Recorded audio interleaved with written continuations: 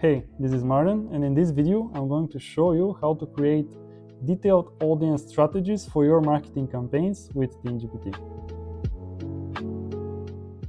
For the sake of time, I've prepared the chat that I'm going to show you before the video. So basically, I've created a project in the form of an assistant with a very detailed, comprehensive prompt. If you're working on a real project or real client or product, make sure to include absolutely every relevant, in your opinion, context, such as brand guidelines, briefing, etc., website, so you can have even better context and the AI won't ask you as many questions. Now, let's say I'm launching a campaign about the e-bikes called Trike.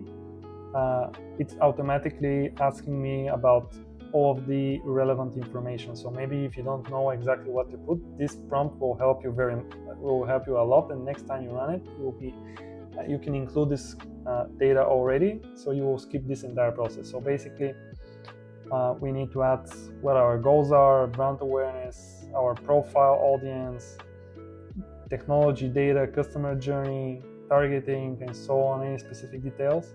I've generated some dummy data just for this example, so I pasted everything that it asked me for, and now the AI is generating me very comprehensive audience targeting analysis for this dummy Trike e-bikes. It's giving me primary segments, secondary audience segments. It's giving me behavioral patterns that we could include in our creatives with key indicators. It's also giving me platform specific for ads, so Google Ads, budget allocation, Meta platform.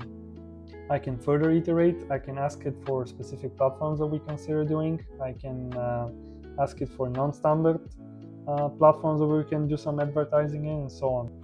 I'm looking forward for you to trying this out. Tell me your opinion and how it can be improved. So please let me know. Thank you for tuning in. I'll see you in the next one.